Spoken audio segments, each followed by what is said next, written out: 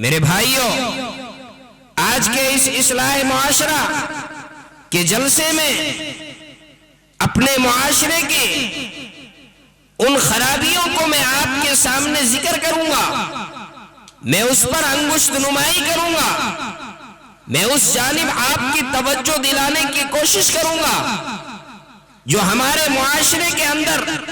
جو خرافات ہیں، جو رسومات ہیں، جو بدعات ہیں، ہمارا معاشرہ جن جرائم کی وجہ سے آج ہمارا معاشرہ تباہ ہو رہا ہے، ہمارا معاشرہ برباد ہو رہا ہے، ہمارا آپ تباہی کے دہانے پر ہیں، ہمارا آپ بربادی کے دہانے پر ہیں۔ آج میں کوشش کروں گا کہ اس جانب آپ کی توجہ میں مبذول کروں۔ سب سے پہلے میں آپ کو یہ بتانا چاہتا ہوں کہ آپ اپنے مقام کو سمجھیں، آپ اپنی حیثیت کو سمجھیں اور اللہ کا شکریہ ادا کریں کہ اللہ تبارک و تعالی نے ہمیں اور آپ کو ایمان کی دولت سے سرفراز فرمایا۔ اللہ نے ایمان کی جیسی عظیم نعمت سے اللہ نے ہمیں اور آپ کو سرفراز فرمایا۔ اگر ایمان کی دولت سے اللہ ہمیں نہیں نوازتا، اگر ہم مسلمان گھرانوں میں پیدا نہیں ہوتے، اگر ہم اسلام کے پیروکار نہ ہوتے، تو نہ جانے ہماری یہ پیشانی کن کن معبودان باطل کے سامنے ٹکتی، نہ جانے کن کن معبودان باطل کے آگے ہم اپنی پیشانی کو جھکاتے، کبھی درختوں کے آگے، کبھی پتھروں کے آگے، کبھی پانی کے آگے، کبھی آگ کے آگے، کبھی کہاں نہ جانے ہماری یہ پیشانی کن کن معبودان باطل کے سامنے ٹکتی۔ اللہ کا فضل ہوا، اللہ کا کرم ہوا، اللہ نے ہمیں ایمان کی دولت سے سرفراز فرمایا، ہم ایمان والے ہوئے۔ اب ہماری یہ پیشانی صرف اور صرف خدا وحدہ لا شریک لہ کے سامنے ٹکتی ہے، ہماری یہ جبی بارگاہ ایزدی کے سامنے ٹکتی ہے، ہماری یہ پیشانی اللہ کے سامنے ٹکتی ہے، کسی غیر اللہ کے سامنے نہیں۔ پیارے آقا صلی اللہ علیہ وسلم کے زمانے میں آپ صلی اللہ علیہ وسلم کے پاس ایک شخص آئے، ایمان لانے کے بعد انہوں نے ایک موقع پر عرض کیا کہ یا رسول اللہ، جب میں ایمان نہیں لایا تھا، ایمان لانے سے پہلے زمانہ جاہلیت کا تذکرہ کرتے ہوئے اس نے کہا کہ یا رسول اللہ، مجھے اپنی جاہلیت کے زمانے کی ایمان لانے سے پہلے کی دو باتیں یاد ہیں، دو ایسی باتیں یاد آتی ہیں۔ اس میں سے ایک بات ایسی ہے، یاد کرتا ہوں تو بے ساختہ ہنسی آتی ہے،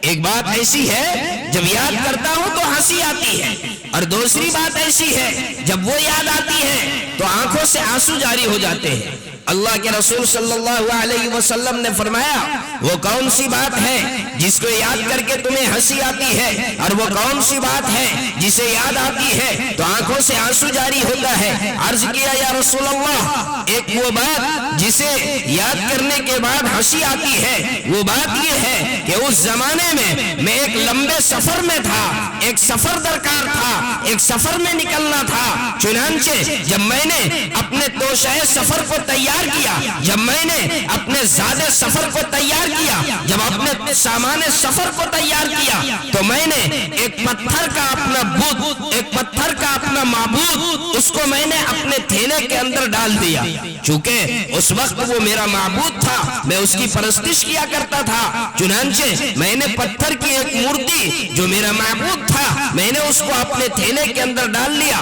تاکہ میں اس کی عبادت بھی کروں۔ چنانچہ جب میں نے اپنے تھیلے کو اٹھایا، اپنے سامان سفر کو اٹھایا، تو وہ بھاری لگا، چونکہ وہ پتھر کا تھا،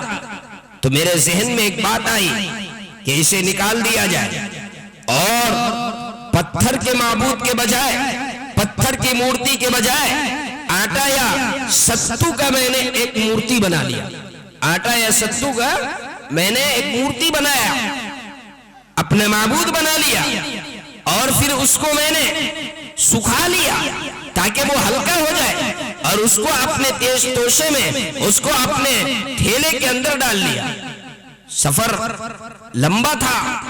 سفر میں چلتا رہا، جو میرے ساتھ توشہ سفر تھا جو میرے ساتھ زیادہ سفر تھا، جو میرے ساتھ کھانے پینے کی چیزیں تھی وہ میں کھاتا رہا اور سفر کرتا رہا۔ ایک وقت ایسا آیا جب زیادہ سفر ختم ہو گیا، میرے پاس جو کھانے پینے کی چیزیں تھی وہ سب کے سب ختم ہو گئی، اور بھوک کی وجہ سے میرے پیٹ میں میرے آنکھ خشک ہونے لگے اور فاقہ ہونے لگا، میں پریشان ہو گیا۔ اس وقت وہ میرا معبود، وہ جو آٹا یا ستو کا جو معبود جس کو بنا کر کے میں لے کر کے اپنے ساتھ اپنے تھیلے میں رکھا تھا، جس کی میں پرستش بھی کرتا تھا، جس کی میں عبادت بھی کرتا تھا، میں نے اس کو نکالا اور پھر اس کو جو ہے میں نے اس کو پانی کے اندر بھگویا اور اس کو میں نے کوٹا، اس کو میں نے پیسا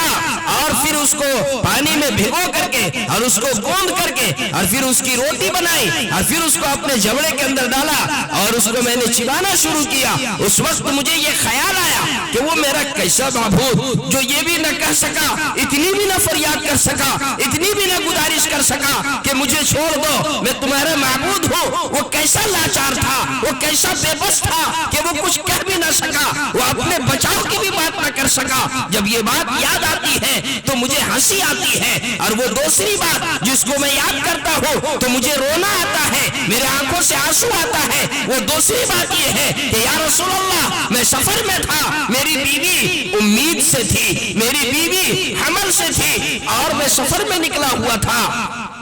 اسی دوران کہ میں سفر میں تھا، میرے یہاں ایک بچی کی پیدائش ہوئی، میرے یہاں ایک بچی پیدا ہوئی، میری بیوی کے کوکھ سے ایک بچی پیدا ہوئی، بطن سے ایک بیٹی پیدا ہوئی۔ جب میں گھر آیا تو میں نے اپنی اس بچی کو اپنے گھر کے آنگن میں دیکھا۔ ادھر جب وہ بچی پیدا ہوئی تو چونکہ اس زمانے میں لوگ بچیوں کو زندہ درگور کر دیا کرتے تھے،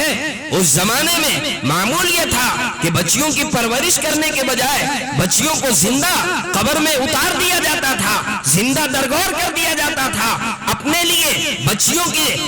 کی پرورش کو عیب سمجھا جاتا تھا، اور پھر اس کی پرورش کر کے اور پھر اس کی شادی بیاہ کو اپنے لیے جو ہے وہ عیب کی چیز تصور کی جاتی تھی۔ چنانچہ بچیوں کو لوگ زندہ قبر میں ڈال دیتے تھے، زندہ درگور کر دیا کرتے تھے۔ چونکہ جب میرے یہاں میں بچی پیدا ہوئی، میری اہلیہ کو بھی یہ خیال آیا کہ کہیں ایسا نہ ہو جب وہ گھر آئے تو اس بچی کے ساتھ بھی یہی معاملہ کرے، اس بچی کو بھی زندہ ڈال دیں۔ چنانچہ میری بیوی نے میری اس بچی کو، اس چھوٹی سی بچی کو کہ دل میں میری محبت ایسی ڈال دی، کچھ چیزیں ایسی سکھلا دی کہ جب میں گھر آیا وہ بچی اپنی تتلاتی ہوئی زبان سے مجھے ابو کہتی تھی، میرے ساتھ پیار بھری باتیں کرتی تھی اور میرے ساتھ بہت محبت بھری باتیں کرتی تھی۔ ایک روز میں نے اپنی اس بچی کو بھی دیکھا اور اپنی بیوی کی طرف میں نے گھور کر کے اپنی بیوی کو بھی دیکھا، گویا کہ میں اپنی بیوی کو گھور کر کے دیکھا اور یہ کہنے کی کوشش کیا کہ تم نے ایسی غلطی کیوں کی، میرے گھر میں بچی پیدا ہوئی اور پھر تم اس کو چھوڑ دی اور تم اس کی پرورش کر رہی ہے۔ کہنے لگے اے اللہ کے رسول، جب میرے دماغ میں زمانے جاہلیت میرے دماغ میں چکر کاٹنے لگا تو ایک روز میں نے یہ ارادہ بنا لیا کہ اس بچی کو اب راستے سے ہٹا دیا جائے، اس بچی کو اب راستے سے الگ کر دیا جائے۔ اور اس ارادے کے ساتھ میں گھر سے نکلا، اپنے ساتھ کلہاڑا لیے ہوئے، اپنے ساتھ پھاوڑا لیے ہوئے میں گھر سے نکلا، اور وہ بچی بھی میرے ساتھ میں، بچی کو میں نے اپنے ساتھ میں لے لیا۔ وہ بچی یہ سوچ رہی تھی، اس کے ذہن کے حاشیے میں یہ بات رہی ہوگی کہ میرا ابو جو ہے وہ جنگل جا رہے ہیں لکڑیاں نکالنے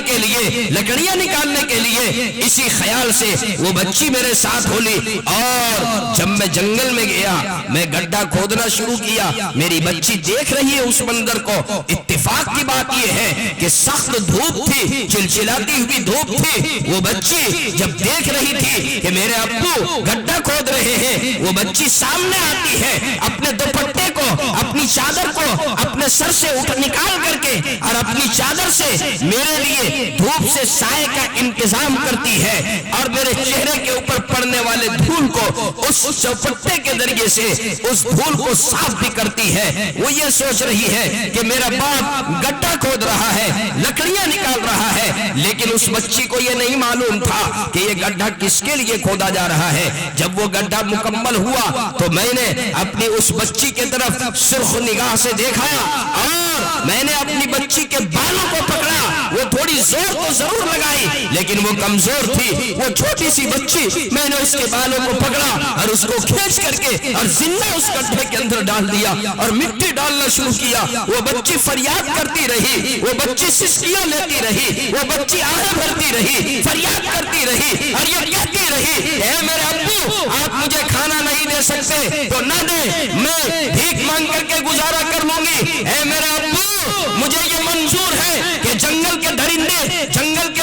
پرندے، جنگل کے شیر اور چیتے مجھے کھا لیں، لیکن یہ منظور نہیں ہے کہ آپ کا ہاتھ میرے خون سے رنگین ہو۔ اے میرے ابو مجھے جینے کا حق دیجئے، مجھے زندہ چھوڑ دیجئے۔ کہنے لگے کہ مجھے کوئی رحم نہیں آیا اور میں نے اپنی اس بچی کو زندہ مٹی کے اندر ڈال دیا، میں نے اس بچی کو زندہ اس قبر کے اندر ڈال دیا۔ آج جب وہ بچی کی وہ بات یاد آتی ہے تو میرے آنکھوں سے بے ساختہ آنسو جاری ہو جاتے ہیں۔ اے میرے نوجوانوں، اے میرے بھائیوں، ذرا سوچو، اس وقت کو یاد کرو، اس زمانے کو یاد کرو، اس دور کو یاد کرو جب وہ بچیاں، چھوٹی چھوٹی بچیاں اس کی آہیں کسی کا انتظار کر رہی تھی، بیواؤں کی آہیں کسی محسن کی آمد کا منتظر تھی، اور وہ چھوٹی چھوٹی بچوں کی سسکیاں وہ کسی محسن انسانیت کی آمد کا انتظار کر رہی تھی، اور وہ بہنیں کسی ایسی شخصیت کے منتظر تھی جو ہمارے سر کے اوپر دوپٹہ رکھے۔ وہ بیواؤں کی آہیں اور ان بچوں کی سسکیاں اور اس زمانے جاہلیت میں ہونے والے یہ ساری برائیاں اس طرف منتظر تھی کہ کوئی محسن انسانیت آئے، محسن انسانیت آئے جو بچیوں کے مقام کو بتائے، محسن انسانیت آئے جو بیواؤں کے مقام کو بتائے، محسن انسانیت آئے جو بہنوں کے مقام کو بتائے، محسن انسانیت آئے جو ماؤں کے مقام کو بتائے، محسن انسانیت آئے جو انسانوں کے مقام کو بتائے۔ میرے دوستوں، میرے بزرگوں، اس کیفیت میں، اس عالم میں اس کا نقشہ آپ کے سامنے نہیں کھینچ سکتا۔ میرے پاس وقت نہیں ہے کہ میں اس نقشے کو آپ کے سامنے بیان کروں۔ وہ کیسا منظر تھا، وہ کیسی کیفیت تھی، وہ کیسا دور تھا، کس دور سے یہ دنیا گزر رہی تھی، وہ کیسا زمانہ تھا۔ اس دور میں، اس زمانے میں محسن انسانیت دو جہاں کے سردار جناب محمد رسول اللہ صلی اللہ علیہ وسلم